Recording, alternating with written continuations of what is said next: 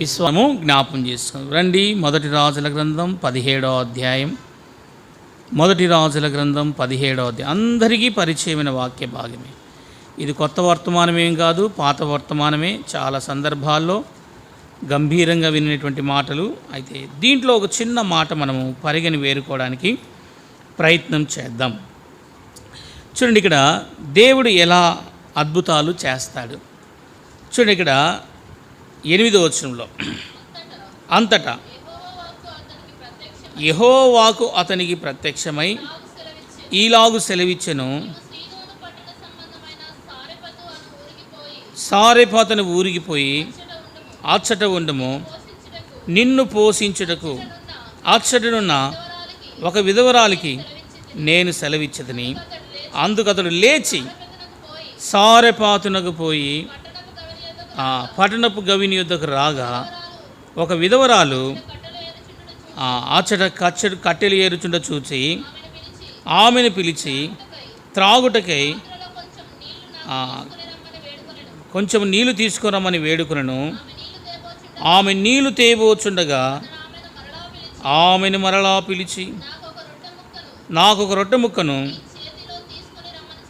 నీ చేతిలో తీసుకొని రమ్మని చెప్పను. అందుకు ఆమె, నీ దేవుడైన యెహోవా జీవము తోడు, తొట్టిలో పట్టెడు పిండిమియు బుడ్డిలో కొంచెం నూనెయు నా యొద్ద ఉన్నవే కానీ అప్పం ఒకటేం లేదు. మేము చావక ముందు నేను ఇంటికి పోయి వాటిని నాకును నా బిడ్డకు చేసుకునవలని. చూడండి, ఇక్కడ ఈ సందర్భాన్ని మనం చూస్తున్నాం. కాబట్టి ఇక్కడ చూడండి, దైవజనుడు ఏ పరిస్థితిలోనికి వచ్చాడంటే, ఇక చివరికి తనకు ఏమీ ఆధారము లేని పరిస్థితిలో దేవుడు అంటున్నాడు, నువ్వు సారేపాతనే ఊరికి పోము. కాబట్టి నిజంగా చూడగలిగితే, అయ్యా అంత చిన్న పట్టణములో నేను వెళ్ళి ఆ చిన్న గ్రామంలో వెళ్ళాలనా, ఆ చిన్న గ్రామానికి వెళ్ళాలనా? కాబట్టి నీతిమంతుని దేవుడు ఎప్పుడు కూడా విడిచిపెట్టాడు. కాబట్టి చూడగలిగితే ఇక్కడ ఏలియా తన జీవితంలో చూడగలిగితే ఒక గొప్ప వ్యక్తిగా మనం చూడగలుగుతాం. ఏలియా ఒక ఉన్నతమైన ఉద్దేశములతో దేవుడు పిలుస్తూ వచ్చాడు. ఏలియా దేవుడి ఒక ఉద్దేశంలో అగ్నితో నింపబడిన వాడు. ఏలియా ఏ పట్టణస్థుడంటే గిలాదు పట్టణస్థుడంట. ఏలియా ఏ పట్టణస్థుడు చెప్పండి? గిలాదు పట్టణస్థుడు. గిలాదులో నుండి మంచిది ఏదైనా రాగలదా? గిలాదులో వైద్యుడు ఎందుకు లేడు? గిలాదులో ఎందుకు స్వస్థత లేదు? గిలాదు అనేటువంటిది అది ఒక పర్వతము, అది ఒక ఊరు. ఆ ఊరు శ్రేష్టమైనది, ఆ ఊరు దివ్యమైనది. గిలాదు పట్టణములో పుట్టినవాడు ఈ మనుషుడు. ఎక్కడ పుట్టాడంట? చదవండి, మొదటి వచ్చింది చదవండి. అంతటా. కాబట్టి గిలాదు కాపురస్తుడు. ఎవరంటే ఈ మనుషుడు? గిలాదు కాపురస్తుడు. గిలాదులో ఎన్నో రకాలైన పరిస్థితి మనం చూస్తాం. గిలాదు అనేది ఆ ప్రాంతము ప్రసిద్ధి చెందినది. అయితే దేవుడు ఆ పట్టణం నుంచి దేవుడు తీసుకొని వచ్చి తన విశ్వాసాన్ని మీద ఆధారపడడానికి దేవుడు సహాయము చేయడానికి ఇష్టపడుచూ వచ్చాడు. చూడండి, ఏలియా ఎలాంటి వాడంటే చాలా పౌరుషము గల వ్యక్తి. వెళ్ళాడు, అహాబు యొక్క ఇంటిలోనికి వెళ్ళాడు. అహాబుతో ఒక సవాలు విసిరాడు. ఏమని సవాలు విసిరాడు? ఈ సంవత్సరము మంచైనను వర్షమైనను కూరని పడదని చెప్పాడు. ఈ లోపల ఏమైపోయిందంటే, అరే మంచైన వర్షమైన పడదన్నావు. ఈ లోపల ఏమైపోయిందంటే, ఏమైందంట, అక్కడి నుంచి పారిపోయాడు. పారిపోయి ఓ కేరుతు వాగు దగ్గరికి వెళ్ళాడు.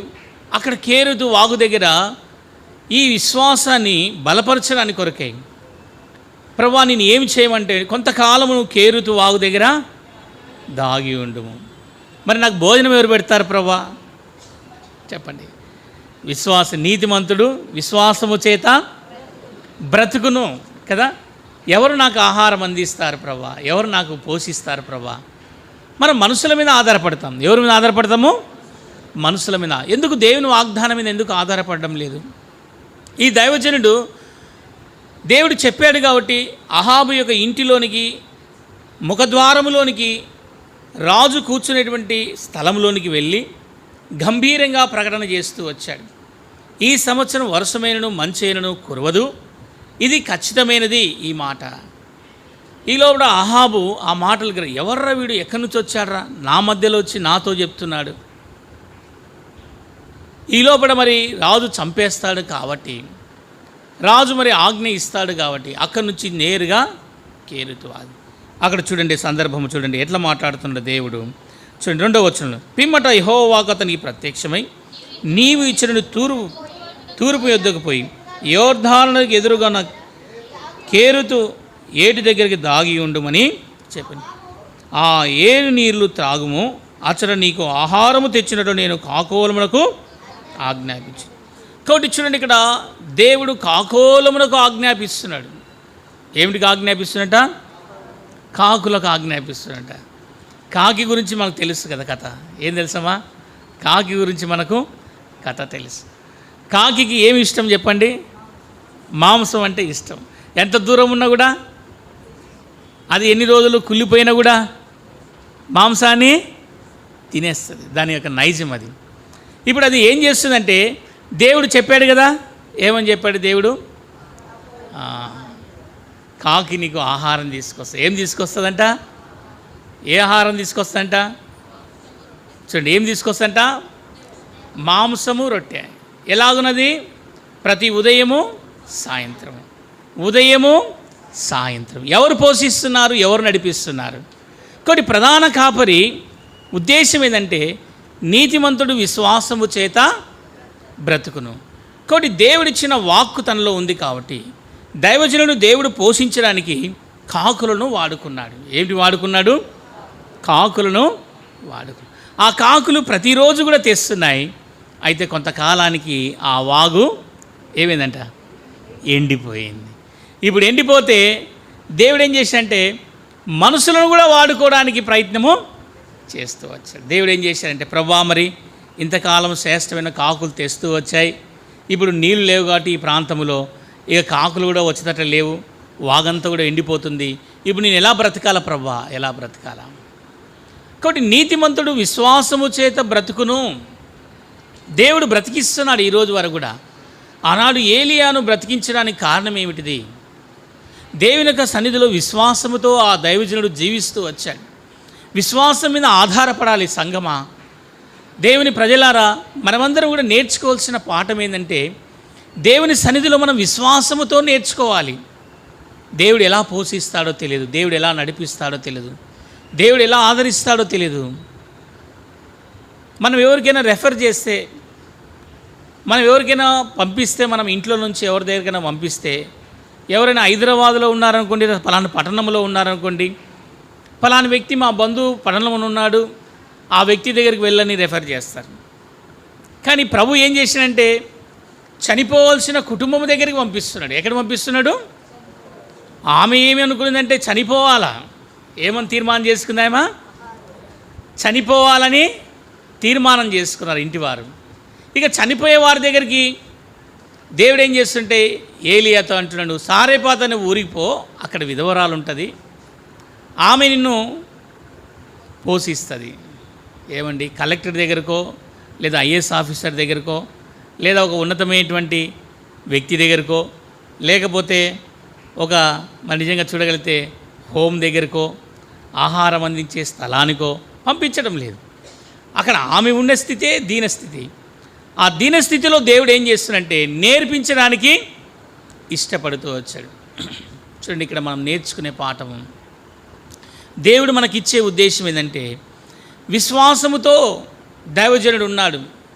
నువ్వు పోయి సారేపాత అనే ఊరికి వెళితే అక్కడ ఓ విధవరాలు ఉంటుంది, ఆ విధవరాలు నిన్ను పోషిస్తుంది. చూడండి, ఒక గొప్ప ప్రవక్తను ఎవరు పోషిస్తారంట?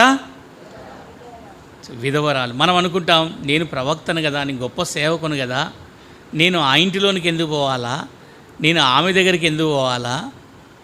కొన్ని సందర్భాల్లో ఆగిపోయేవారుగా ఉంటున్నాడు. దైవజనుడు సంశయించలేదు. దైవజనుడు ఆ విధవరాలి దగ్గరికి నేను ఎందుకు పోవాలి అని ఆలోచించలేదు. దేవుని యొక్క వాక్కుకు తను లోబడుతున్నాడు. ఈరోజు మనం లోబడుతున్నామా? ఎవరి దగ్గరికైనా వెళ్ళమంటే మనం అన్నీ చూస్తాం. ఆ వ్యక్తి దగ్గర ఏముంది, మనకేమైనా ఇవ్వగలుగుతాడా, లేదా మనకు పెడతారా పెట్టలేరా, లేకపోతే మనం పరామర్శించేటువంటి మనకు మంచి మర్యాద ఇచ్చేటువంటి స్థలానికే వెళుతాం. కాబట్టి మంచి స్థలాన్ని వెన్నుకుంటాం. ఎవరు మంచి గిఫ్ట్ ఇస్తారు, ఎవరు బాగున్నారు, ఎవరి దగ్గరికి వెళ్ళాలి, వాళ్ళ దగ్గరికి వెళితే మనకు ఘనత కొడుతుంటాం. కానీ ప్రభు అంటుండే ఇక్కడ విధవరాలి దగ్గరికి వెళ్ళమంట. విధవరాల దగ్గర ఏముంటుందమ్మా? ఏముంటుంది? విధవరాల దగ్గర ఏముంటుంది? ఆమె పరిస్థితే బాగలేదు. కానీ దైవజనుడు సంశయపడలేదు.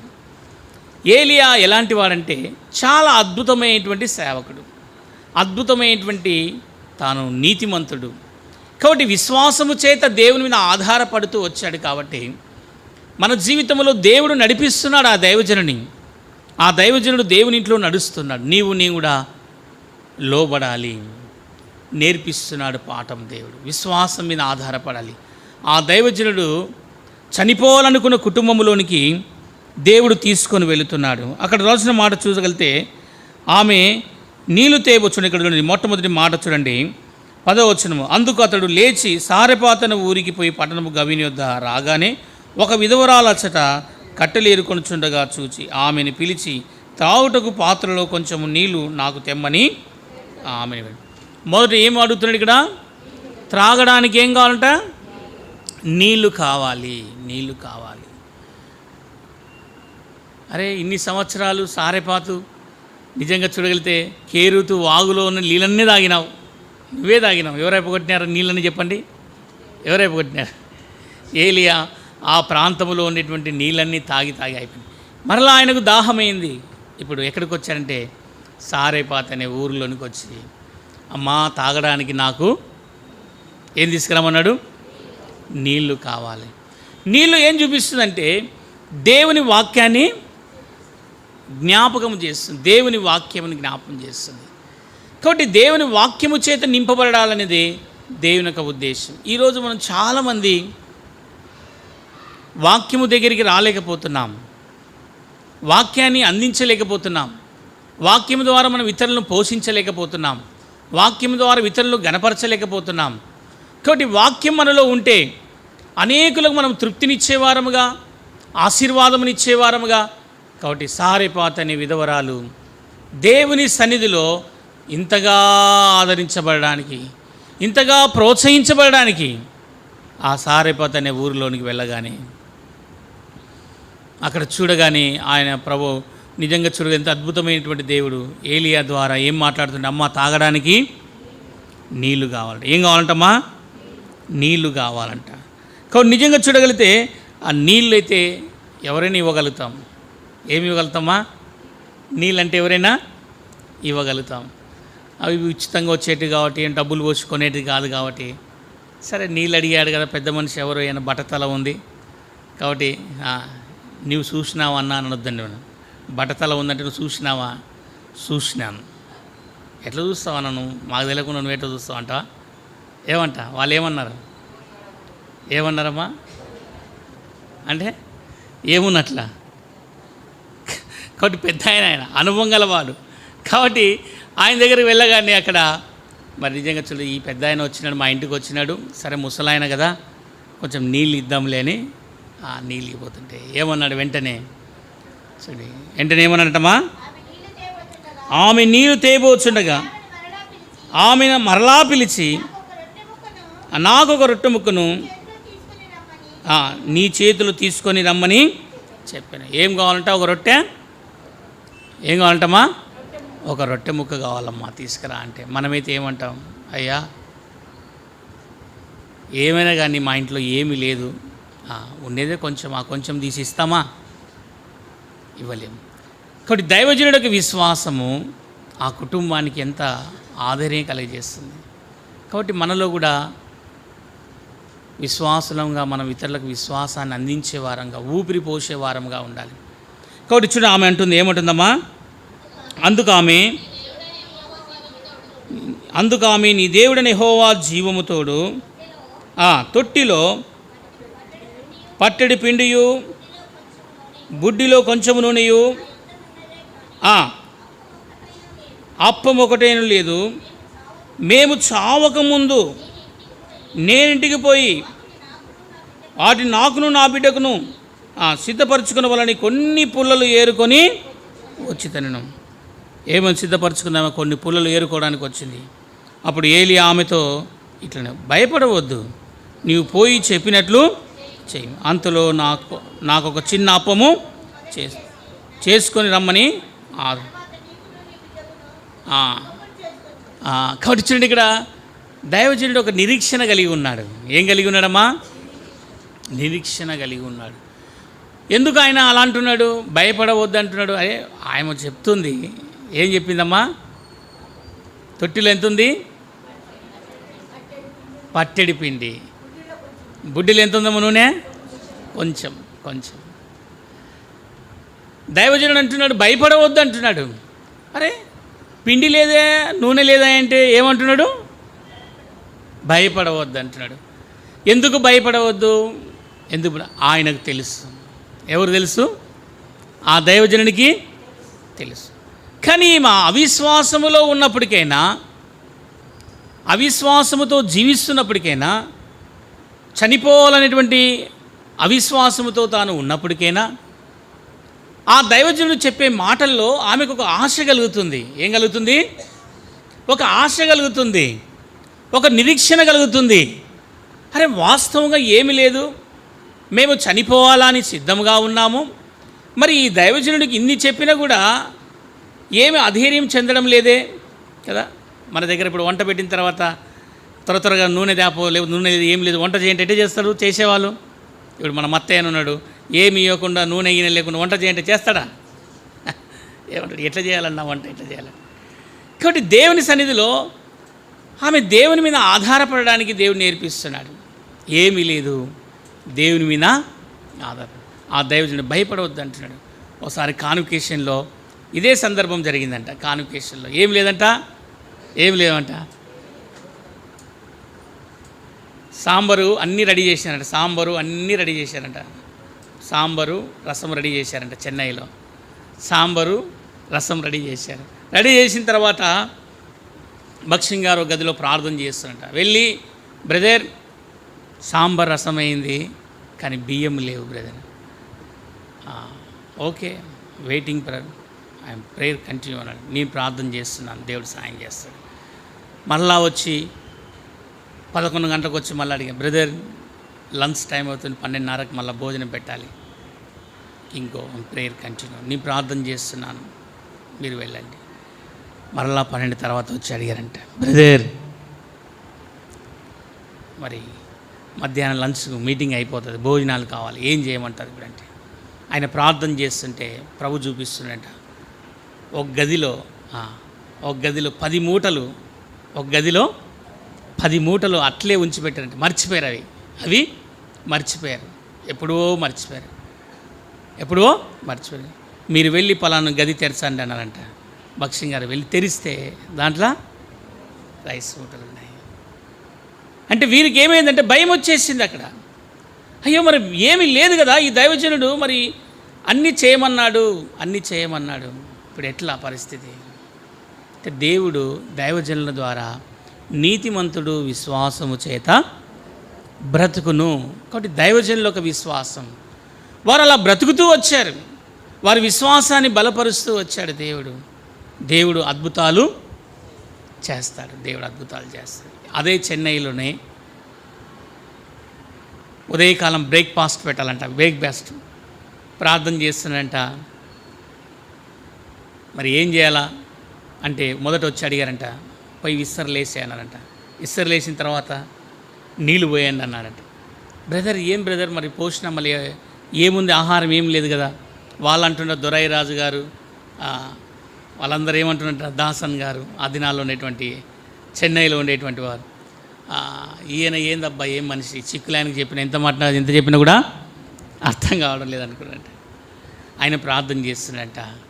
చెన్నైలో ఒక మ్యారేజ్ ఆగిపోయిందంట. ఏం ఆగిపోయిందంట? మ్యారేజ్ ఆగిపోతే ఆ పెళ్లి వాళ్ళు రాకుండా ఆగిపోయారు. మంచి బిర్యానీ అంతా రాత్రి. ఇప్పుడు ఏం చేయమంటారు దీనంటే, బ్రదర్ పలాను జోషామా అనేటువంటిది మన మందిరం ఉంది, అక్కడికి పరిశుద్ధ సమాజ కూడికలు జరుగుతున్నాయి, వెరీ గుడ్, అక్కడ తీసుకొని వెళ్ళండి. ఏం చేశారంట? అక్కడికి ఆ భోజనం పెట్టిన తర్వాత మరలా ఆ సంబంధము సెట్ అయిపోయిందంట. ఏమైపోయిందంట? మరలా ఆ సంబంధము సెట్ అయిపోయింది. అంటే దైవజనుడి యొక్క విశ్వాసము. కాబట్టి ఇక్కడ చూడండి, ఈమె ఎలా నమ్ముతుందంటే నాకు చాలా ఆశ్చర్యం అనిపించింది. కాబట్టి ఇక్కడ అంటున్నాడు, అప్పుడు చూడండి 13వ వచనంలో, అప్పుడు ఏలియా ఆమెతో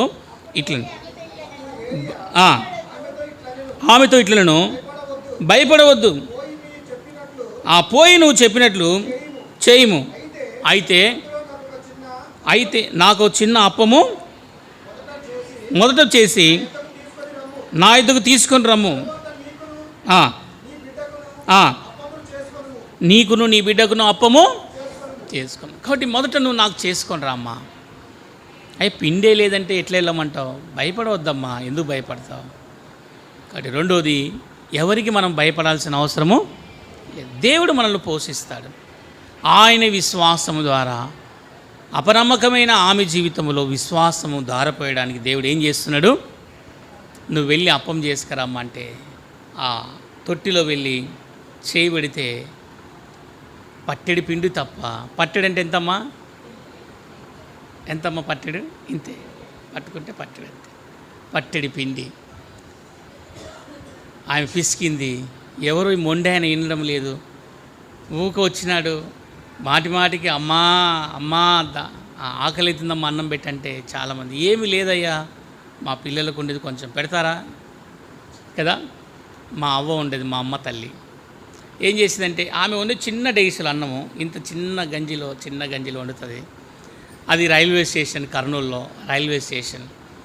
రైల్వే స్టేషన్లో ప్రతి భిక్షగాడు సాయంకాలం కాగానే సాయంత్రము ఆ వీధి చుట్టూ ఆ స్టేషన్కి దగ్గర ఇండ్లు కాబట్టి ఆ సాయంకాలం సాధువులు కంపల్సరీగా భిక్ష ఆటకు వస్తారు అన్నం అడుక్కోవడానికి. అమ్మ కొంచెం అన్నం అంటే, మా అవ్వ వచ్చిన వారందరికీ కూడా ఎవరికి అన్నం లేదనేది కదా, ఆమె ఆ చిన్న చేయితో ఇట్లా పట్టుకొని ఒక పిడికడ అన్నం పట్టుకొని ఆ చిన్న మూతలు పెట్టుకొని వేసేది. అది ఎవరికైతుంది ఆ అన్నం వేస్తే వాళ్ళు ఏమని వద్దనకుండగా ఏం చేయాలా? పెట్టాలి. ఎవరిని కాదనకూడదు. కాబట్టి వచ్చిన వాళ్ళందరికీ పెట్టేది. ఆ ఏరియాలో వచ్చేటువంటి లేదు పో అని చెప్పడానికి లేదు. వాటమ్మ కొంచెం కూర ఉంటే ఏంటమ్మా అందరు అన్నమే పెడుతున్నారంటే, ఆమె వండిన రసం కూడా మా అవ్వ రసం వండితే చాలా అద్భుతంగా ఉండేది రసం, ఆ రసం. కాబట్టి అట్లా ఒక విశ్వాసి జీవితంలో మరి దానము చేయడానికి ఇష్టపడతారు. అట్లా ఆమెలో కూడా ఆ మనసు ఉందేమో కదా. ఆమెలో కూడా ఆ మనసు. ఆ దినాలలోని సహారేపాతులో ఇలాంటి వ్యక్తులు కూడా ఉన్నారు చూడండి. అంటే దానము చేసే గుణము కూడా. బహుశా ఆమె ఏమనుకుంటుందంటే, సరే ఈయన అడుగుతున్నాడు కాబట్టి నేను చేయాలి కాబట్టి అప్పము చేసి ఆ దైవజనునికి ఇచ్చింది. మొదటి రోజు అయిపోయింది, ఒక పూట అయిపోయింది. ఇప్పుడు అక్కడ చూడగలిగితే వారికి మరి నాయన అక్కడ టెంట్ వేసుకొని కూర్చున్నట్టుంది. రోజు వస్తున్నాడు, ఏం చేస్తున్నాడమ్మా? ఏమంట? రోజు అడుగుతున్నాడు అప్పం తీసుకురా. అక్కడ ఉన్నది పట్టడి పిండి. చూడండి, విశ్వాసాన్ని దేవుడు ఎలా బలపరుస్తాడు అనే విశ్వాసాన్ని గురించి చూస్తే మన జీవితంలో దేవుడు అద్భుతాలు చేసేవాడు, ఆశ్చర్య కార్యాలు చేసేవాడు. ఆమె పిండి ఎంత ఉందంట? పట్టెడి పిండి. బుడ్డిలో కొంచెం ఉన్న వచ్చిన వెంటనే ఆమెకు మరి మొదట ఆయన చేసి వాళ్ళ అప్పం. అట్లా వారు ఎన్ని రోజులు తిన్నారమ్మా?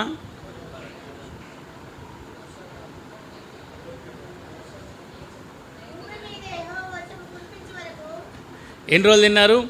3.5 సంవత్సరాలు. గుర్తుపెట్టుకోండి, యాకోబు రాసిన పత్రిక భూమి మీద ఎన్ని సంవత్సరాలంట? 3.5 సంవత్సరములు. ఎన్ని సంవత్సరాలు? 4 సంవత్సరాలు. 3.5 సంవత్సరాలు. ఒక పూట కాదు, 2 పూటలు. ఇప్పుడు ఈయన మనిషి ఎన్ని పూటలు తింటాడన్న భోజనము? ఎన్ని పూటలు తింటారు? 3 పూటలు. ఉదయము, మధ్యాహ్నము, సాయంకాలం. ఆడ ఉండేది ఎంతమ్మా? చాలా జాగ్రత్తగా తినాలి. కుర్చీల మీద కూర్చున్న జాగ్రత్తగా తినాలి. ఆడున్న పిండి ఎంతమ్మా? పట్టెడి పిండి. సో ఒకవేళ మనం ఆలోచిస్తే ఈ పట్టెడి పిండి ఒక 100 గ్రాములు వేసుకోండి. ఏమ్మా ఎంత? 100 గ్రాములు వేసుకుందాం. 100 గ్రాములు కంపల్సరీ 100 గ్రాములు అనుకోండి. ఒక రొట్టె చేయాలంటే 100 గ్రాములు లేకపోతే రొట్టె అవుతుందా? కాదు, చపాతీ చేయాలన్నా 100 గ్రాములు కావాలి. 100 గ్రాములు. ఈ 100 గ్రాములు ముగ్గురు 300 గ్రాములు. ఎంత కావాలమ్మా? ఆమె కొడుకు 300 గ్రాములు. 300 గ్రాములు మూడు పూటలు ఎంత అవుతుందమ్మా? 900 గ్రాములు. ఎంత అవుతుంది? 900 గ్రాములు. 900 గ్రాములకు ఒక 100 గ్రాములు అడిషనల్ పిండి పిసకడానికి కానీ పిండి ఒత్తడానికి కానీ కావాలన్నా వద్దమ్మా? అంటే అప్పటికి ఎంత అయింది? 1000 గ్రాములు. 1000 గ్రాములు ఎంత అవుతుంది? కేజీ పిండి. ఇప్పుడు రోజుకి ఎంత కావాలా? కేజీ పిండి కావాలా? ఏం పిండి? హోమ్ పట్ బిట్ అంటే వస్తుందా? చెప్పండి అమ్మా. హోమ్ పట్టు డూప్ పట్టు అంటే వస్తుందా? ఇప్పుడు అదే టచ్ డుచ్ అంటున్నారు మన వాళ్ళు. అది పిండి చేయమని వాళ్ళు చూద్దాం. చెప్పండి అమ్మా, పిండి చేయమను. దేవుడు ఎంత అద్భుతమైనటువంటి దేవుడు అంటే ఆశ్చర్యంగా. కాబట్టి చూడండి, రోజుకి కేజీ పిండి కావాలా? ఆడ ఉండేది ఎంత? పట్టెడి పిండి. ఆ బుడ్డిలో నూనె ఎంత ఉంది? కొంచెమే. ఆ కొంచెము నూనె మరి నిజంగా చూస్తే 3.5 సంవత్సరాలు 3.5 సంవత్సరాలు నెలకు 30 కేజీలు. ఎంతైతుందమ్మా నెలకు? 30 కేజీలు. ఎంతైతే నెలకు? 30 కేజీలు కదా. ఎంతకాలమ్మా? నెలకు 30 కేజీలు. నెలకు 30 కేజీల పిండి ఎట్లా పుడుతుందండి? నెలకు 30 కేజీలు. సంవత్సరానికి ఎంత? 360 కేజీలు. ఎంత సంవత్సరానికి? 360 కేజీలు. 360 కేజీలు 360 కేజీలు 3 తర్వాత మళ్ళీ 6 నెలలు ఎంతమ్మా? 1260 కేజీలు. ఎన్ని? 78 కేజీలు. ఎన్ని? 1200. ఎట్లా పుట్టింది పిండి చెప్పండి? నీతిమంతుడు విశ్వాస మూలముగా బ్రతుకును. దేవుడు ఆ ప్రవక్తను బ్రతికిస్తున్నాడు. తర్వాత ఆ విధవరాలి కుటుంబాన్ని కూడా బ్రతికిస్తున్నాడు. దేవుడు ఎలా బ్రతికిస్తాడు?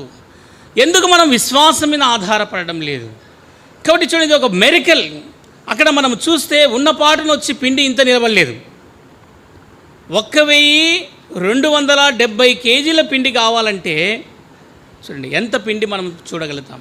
5 కేజీల ప్యాకెట్ ఇంత ఉంటుంది. మరి అంత పిండి ఆ పట్టెడి పిండిలో, పట్టెడి అంటే ఎంత ఉంటుంది? పట్టెడి అంటే ఎంత ఉంది? పట్టడి తొట్టి అంటే ఎంత ఉంటుంది? ఒక ఇంత ఉంటుంది, లేకపోతే ఇంత ఉంటుంది. ఆ సైజును బట్టి తొట్టిలు తయారు చేస్తారు, ఇండ్లలో వాడుకునేటువంటి తొట్లు. కాబట్టి దేవుడు ఎలా అద్భుతం చేశాడు. కాబట్టి అక్కడ చూడండి, దేవుడు ఏం చేస్తాడంటే దేవుడు పోషించడం ఆరంభించాడు. దేవుడు ఏం చేస్తూ వచ్చాడు? మొదట ఆమె విధేయత చూపించింది. ఏం చేసింది ఆమె? సారెపాతి విధవరాలు ఏం చేసింది? ఒబేన్, లోబడింది. నువ్వు పో, మాట్లాడకుండా ఫస్ట్ ఏం చేయమన్నాడు? నువ్వు వెళ్ళి నాకు మొదట అప్పము చేసుకొని రమ్మను. ఈరోజు మనం ఎన్ని ప్రశ్నలు వేస్తాం కదా, విశ్వాసం మీద ఆధారపడం. అవతల వ్యక్తిని మనము ఎన్నో ప్రశ్నలు వేస్తుంటాం. అట్లా కాదు ఇట్లా అంటున్నాం. దేవుని మీద ఆధారపడి లోబడే తత్వం కావాలి. దేవుని మాట వినేవారము కావాలి.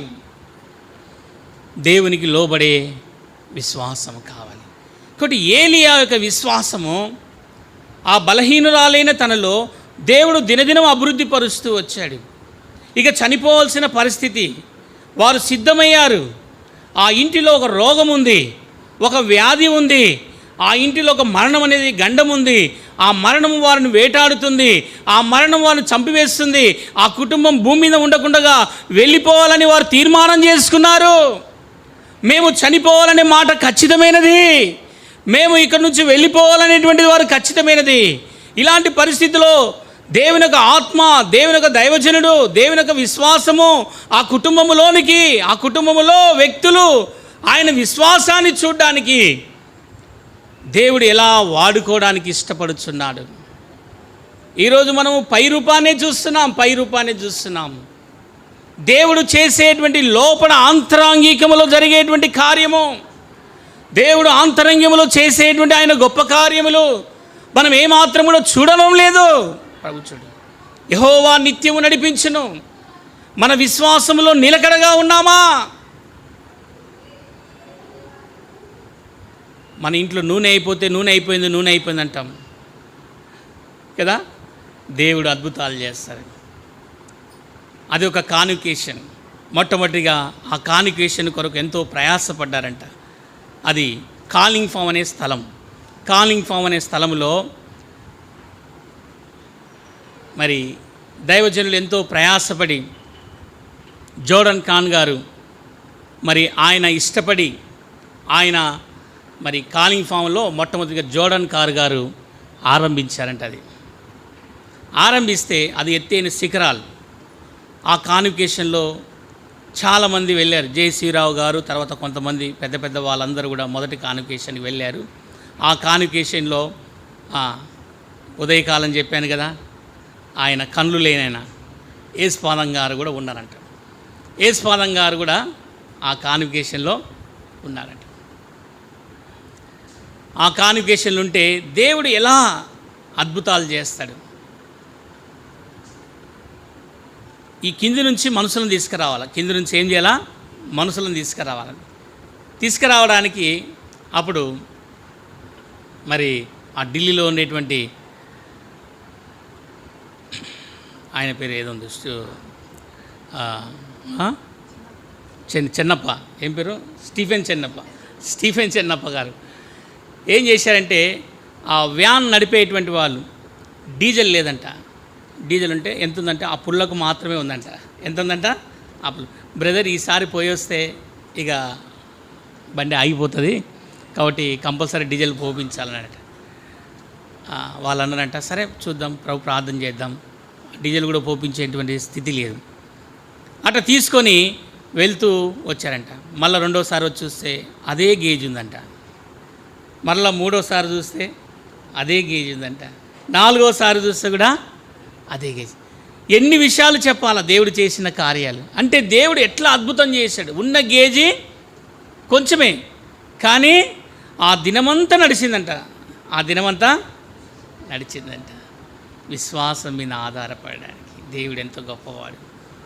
అలా జరుగుతున్న సందర్భంలో వర్షాలు పడుతున్నాయంట. అన్ని కొండలన్నీ ఇరిగిపోయినామంట. ఆ రూట్ అంతా కూడా బంద్ అయిపోయింది. అప్పుడు అక్కడ ఉండేటువంటి ప్రభుత్వం ఏం చేసిందంటే, వీళ్ళందరినీ న్యూ జల్పాయికి తీసుకొని వెళ్ళాలి. న్యూ జల్పాయిగురి ఇప్పుడు ఎక్కడికి పోవాలా? న్యూ జల్పాయి నుంచి పంపించాలి. న్యూ జల్పాయిగురి నుంచి కాలింగ్ ఫామ్ అంటే న్యూ జల్పాయి నుంచి మనం స్టేషన్ నుంచి అక్కడి నుంచి మనం డిస్పోజ్ అవుతాం. కాబట్టి మనం అక్కడి నుంచి మనము డిస్పోజ్ అవుతాం. కాబట్టి న్యూ జల్పాయికి తీసుకొని రావాలి. అప్పుడు హెలికాప్టర్ మాట్లాడి అందరి దాంట్లో యేసుపాదం గారు ఉన్నాడంట. ఆయన నీ విమానం ఇంతవరకు ఎక్కనే లేదని, నేను ఎక్కనే అంటాడంట. ఏమంటాడంట? విమానం ఎక్కడంట.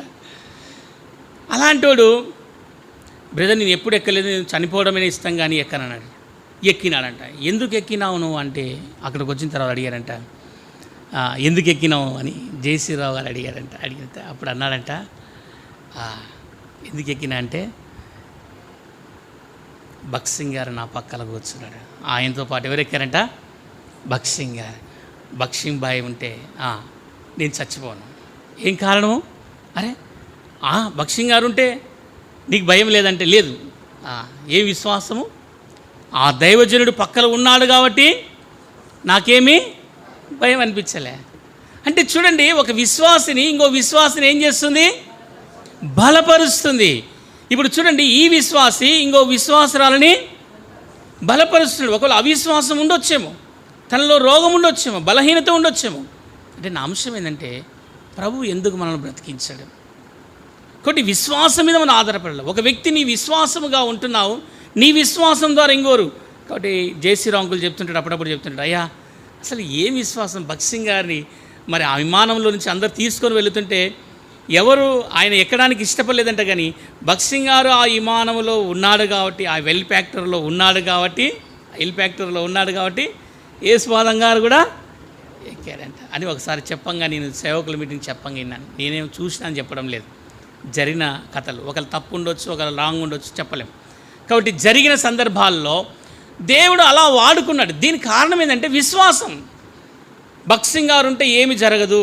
ఏమంటే మన విశ్వాసం ఏంది? భక్సింగ్ గారు పక్కలుంటే కూడా ఏమీ జరగదు. ఆయన ఉన్నంత వరకు ఏమీ కూడా జరగదు.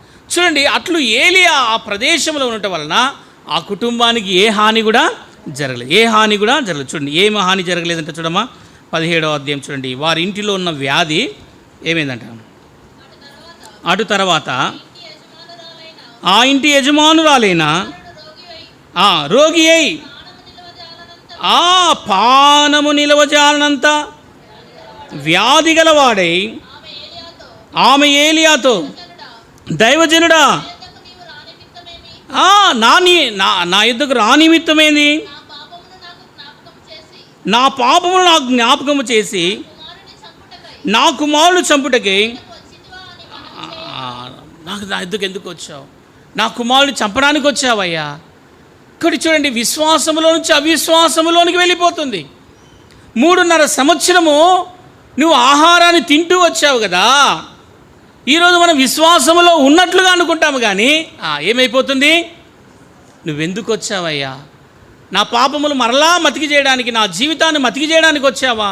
నా బిడ్డ చనిపోతుంది కదా. అరే 3.5 సంవత్సరాలు ఇంత అద్భుతంగా దేవుడు పోషించాడు కదా, మరలా అవిశ్వాసంలోనికి వెళ్ళిపోతుంది. తర్వాత చూడడం ఏమంటున్నాడు? అతడు నీ బిడ్డ నా చేతికి ఇమ్మని చెప్పి ఆమె కవిటిలో నుండి తీసుకొని తానున్న పై అంతస్తులోనికి పోయి తన మంచం మీద పరుండబెట్టి, యెహోవా నా దేవా నన్ను చేర్చుకొనినా. చూడండి ఎంత అద్భుతమైన మాట అంటే, ఇక్కడ ఆ దైవజనుడు మర్చిపోలే. ఏం మర్చిపోలే చెప్పనమ్మా? ఆమె నన్ను చేర్చుకున్నది. సారెపాతు ఊరిలో నేను బ్రతకవలసిన దినాలు.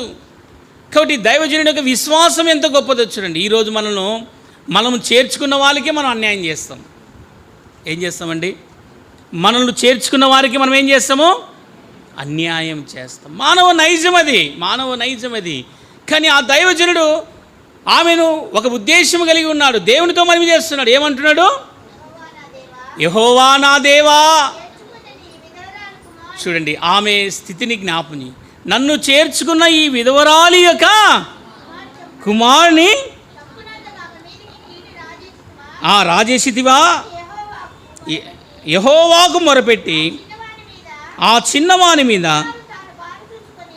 మారు తాను పారచూచుకొని, యెహోవా నా దేవా నా మొర ఆలకించి ఈ చిన్నవానికి ప్రాణము మరలా రానిమ్మని యెహోవాకు ప్రార్థింపగా, యెహోవా ఏలియా చేసిన ప్రార్థన ఆలకించి వాడు బ్రతికేను. చూడండి, మన అంశం ఏంది? నీతిమంతుడు విశ్వాసము చేత బ్రతుకుతాడు, ఇతరులని బ్రతికిస్తాడు. మనం ఎంతమందిని బ్రతికిస్తున్నాం? సో నా విశ్వాసం, నా బోధ ఎంతమంది బ్రతికిస్తుంది? నా మాటలు ఎంతమందికి ఆదరణ ఇస్తుంది? ఎంతమందికి వెట్టన కలగజేస్తుంది? ఎంతమందికి ఉబ్బసం కలగజేస్తుంది? ఎంతమంది నిరీక్షణలో కలగజేస్తుంది? లేదా నా మాటలు ఇతరులు కుంగజేస్తున్నాయా? నా మాటల ద్వారా ఇతరులు నష్టపరుస్తున్నానా? నా బోధ వలన ఇతరులు నష్టపరుస్తున్నానా? విశ్వాసము నేనే చూపకపోతే, ఒకవేళ నేనే అవిశ్వాసములోనికి వెళ్ళిపోతే విశ్వాసి ఎక్కడ ఉండగలడు? చెప్పండి, ఎక్కడ ఉండగలడు? దేవుడు ఆమె కుమారుని మరలా బ్రతికించననే మాట. తర్వాత ఆమె ఒక మాట చూడమ్మా, ఏమంటాడు? ఏలియా చిన్నవాని తీసుకొని గదిలోని దిగి వాని తల్లికి అప్పగించెను. ఇదిగో నీ కుమారుడు, వాడు బ్రతుకుచున్నాడని చెప్పగా ఆ స్త్రీ ఏలియాను చూచి, నువ్వు నిజమైన దైవజనుడవు, నీ పలుకుచున్న యెహోవా మాట నిజమని ఇందుచేత నేను రుడిగా దృఢమైన విశ్వాసములోనికి, ప్రభు మీద స్థిరమైన విశ్వాసములోనికి ఒక విశ్వాసి నడిపించాడు. ఈరోజు మనం నడిపిస్తున్నామా? మన మాటలతో ఇతరులు గాయపరుస్తున్నామా? నీ విశ్వాసం ఇతరులకు విశ్వాసం మాదిరిగా ఉండాలి. దేవుడు ఏలియాను వాడుకోవడానికి, ఏలియాను దేవుడు ఎంత అద్భుతంగా దేవుడు పోషిస్తూ వచ్చాడో, ఏలియాను ఎలా దేవుడు విశ్వాసములో నేర్పించాడో పాఠం మన కుటుంబాల్లో కూడా, మన బంధువులను, మన రక్త సంబంధికులను, మన సంఘాన్ని, మన పక్కన కూర్చున్న వారికి నీ ద్వారా ఊరట కలగాలి, నీ ద్వారా జ్ఞానము కలగాలి, నీ ద్వారా విశ్వాసము రావాలి. కాబట్టి ఆ స్త్రీ అనే మాట ఏదంటే ఏమంటుందమ్మా ఆ స్త్రీ? ఇందుచేత నేను ఎరుగుదును. కాబట్టి యెహోవా నిజమని ఇందువల్ల నేను ఎరుగుదును. యెహోవా నిజమని ఆయన మీద విశ్వాసములోనికి తీసుకురాబడింది. కాబట్టి మనం కూడా బలహీనపరచబడుతున్నాం. దేవుని యొక్క వాక్యము చేత మనం బలపరచబడుతున్నామా? నీతిమంతుడు విశ్వాసము చేత బ్రతుకును బ్రతికించును. గుర్తుపెట్టుకుని, బ్రతుకుతాడు, బ్రతికిస్తాడు. ఎన్ని రోజులు బ్రతికించాడమ్మా దేవుడు? 3.5 సంవత్సరం. ఎంత పిండి? పట్టెడి పిండి. ఎన్ని కేజీల పిండి? 1270 కేజీలు. 1000. మళ్ళీ నూనె విషయంలో చూస్తే కొంచెం. ఆ నూనె ఏమైపోతుందంటే రోజు రోజుకి ఆ కొంచెము నూనె ఆ కొంచెం అనేది 1 స్పూన్. గుర్తుపెట్టుకొని, కొంచెం అనేది 1 స్పూను. మనం చూడగలిగితే 1 స్పూను రోజుకి ఎన్ని స్పూన్లు పడుతున్నాయి? 3 స్పూన్లు పడుతున్నాయి. 3 9 స్పూన్లు పడుతున్నాయి. అంటే దాదాపుగా 5 కేజీల నూనె. ఎంత? 5 కేజీల నూనె దాదాపుగా. కొంచెం ఎక్కువ ఉండొచ్చు మీ డిక్షనరీ ప్రకారం, మీ ఒక ఉద్దేశం ప్రకారం. నా స్పూన్ ప్రకారంగా నేను దాన్ని ఆలోచించిన ప్రకారం 5 కేజీల పైనే ఉండొచ్చు. అంటే దేవుడు ఎంత అద్భుతముగా తయారు చేస్తూ వచ్చాడు, దేవుడు ఎలా పోషిస్తూ వచ్చాడు, ఈ అద్భుతము ఎలా చేశాడు దేవుడు? నీతిమంతుడు విశ్వాసము చేతనే బ్రతుకు. కాబట్టి ప్రభువులలో పాలు పొందే విశ్వాసి మనము మొట్టమొదటిగా మనము దైవజనులకు లోబడేది నేర్చుకోవాలి. ఆ విధవరాలైన స్త్రీ ఆ దైవజనుడికి ఒబీని చూపించింది. నువ్వు వెళ్ళు, నాకు ఒకటి చేసుకురా, ఏం మాట్లాడొద్దు అన్నాడు. సరే ప్రభా, భయపడవద్దు. వెళ్ళింది, ఆమె చేసుకొచ్చింది. తనకు లేకపోయినప్పటికైనా, తనకు లేదు అని ఉన్న పరిస్థితిలో కూడా వెంటనే దైవ సేవకునికి పెట్టేసింది. చాలా సందర్భాల్లో మొదట మనం దేవునికి ఇస్తే దేవుడు మనకిస్తాడు. నేను చెప్పేది ఏంటంటే, మనం ఉన్న దాంట్లో మనమే గీక్కోవడం కాదు, మనకున్న దాంట్లో ప్రభువు కూడా కొంత గీకడం అవసరం కదా. మన పిల్లలకే పొద్దుమూగులు గీక్తుంటాం. చేయి, నాకు చేయి, ఫోన్పే చేయి, నాకు గూగుల్ పే చేయి అంటారు. మళ్ళీ ప్రభుకి ఎవరు చేయాలా? ప్రభుకు కూడా చేయాలి కదా, దేవునికి కూడా ఇవ్వాలి కదా. దేవుని కూడా ఇస్తే ఏమవుతుందమ్మా? దేవుడు మన అవసరాలను తీరుస్తాడు. ఫిలిప్పీ రాసిన పత్రిక 4:19. ఫిలిప్పీ 4:19 చూడండి. ఫిలిప్పీలకు రాసిన పత్రిక 4వ అధ్యాయం 19 వచ్చు. కాగా దేవుడు తన ఐశ్వర్యము చొప్పున క్రీస్తు యేసు మహిమలో మీ ప్రతి అవసరత మొదట మనం దేవునికి ఇస్తే దేవుడు ఏం చేస్తాడంటమ్మా? మన అవసరాలు తీరుస్తాడు. మొదట దైవజనుడికి ఇచ్చింది ఆమె. దైవజనుడికి ఇచ్చింది కాబట్టి ప్రభు ఏం చేసినాడు? ఆమె అవసరాన్ని తీర్చినాడు. ఈరోజు సంఘము ఒక దైవజనుడు. ఒక సంఘాన్ని నువ్వు తీర్చడానికి, సంఘాని కొరకు నువ్వు నీలో ఉన్న దాంట్లో నీలో కలిగిన దాంట్లో దేవుని ప్రజలకు ఇవ్వడానికి, దేవుని సంఘానికి ఇవ్వడానికి, దేవుని బిడ్డలకి ఇవ్వడానికి ఇష్టపడితే దేవుడు ఆనాడు చూచిన విశ్వాసం ఈరోజు కూడా చూడగలుగుతాం. ఆ రోజున్న దేవుడు ఈరోజు కూడా ఉన్నాడండి, లేకపోలేదు. ఆ విశ్వాసం ఆనాడున్న విశ్వాసము ఈరోజు కూడా ఉంది. ఆ విశ్వాసం అనేది మనలో ఉంది. కాబట్టి ప్రధాన కాపరి ప్రత్యక్షమైనప్పుడు మనకేముందంట? వాడబారని మహిమకి. ఆ కిరీటాన్ని మనం పొందాలి అంటే మనం మొదట విశ్వాసం మీద ఆధారపడి ఉండాలి. కాబట్టి యెహోవాని నిత్యము నడిపించును. విశ్వాసం మీద మనం ధ్యానిస్తున్నాము. కాబట్టి సారేపాతి విధవరాలి యొక్క విశ్వాసాన్ని, ఆ దైవజనుడికి విశ్వాసమును నింపుతూ, ఆమెలో ఉన్న బలహీనతలన్నీ కూడా సరిచేస్తూ, దేవుడు సంపూర్ణమైనటువంటి విశ్వాసంలో ఆయన ఏలియా యొక్క దేవుడే నిజమైన దేవుడని తాను రుడిగా తెలుసుకోగలిగింది. ఆయన బ్రతికించగల దేవుడు, ఆయన మనల్ని విశ్వాసంలో నిలపగల దేవుడు. కాబట్టి ప్రభువులలో పాలు పొందే మనం ఎక్కడైనా తప్పిపోతున్నామా? ఎక్కడైనా జారిపోతున్నామా? విశ్వాసంలో ఏదైనా తక్కువ ఉందా? ప్రార్థన జీవితం లేదా? కుటుంబం గురించి దేవుని వ్యక్తిగతంగా అడగలేకపోతున్నామా? నీ పిల్లలు దీవించబడాలి, నువ్వు దీవించబడాలి. నీ ద్వారా ఇతరులు విశ్వాసంలోనికి రావాలి, నీ ద్వారా ఇతరులకు అక్కర తీర్చబడాలి. ఒకవేళ డబ్బు రూపమే కాదు, వస్తు రూపమే కాదు, నీ ప్రార్థన కూడా సహకారంగా జరగవచ్చు కదా. నీవు ఇచ్చే సలహా, మంచి మాట వలన కూడా ఆ వ్యక్తి విశ్వాసంలోని దృఢపరచగలరు కదా. ఒకవేళ మనం కోపపడి, ఒకవేళ మనము ఏదైనా కాని మాట అని ఆ వ్యక్తిని దుఃఖపరిచి మనము దుఃఖపడి విశ్వాసాన్ని కోల్పోవటం వలన ఎంత నష్టం ఉంది. కాబట్టి విశ్వాసముతో సాగిపోవాలి. అట్లు దేవుడు మనను విశ్వాసం ద్వారా ప్రభు మనను నడిపించినట్టు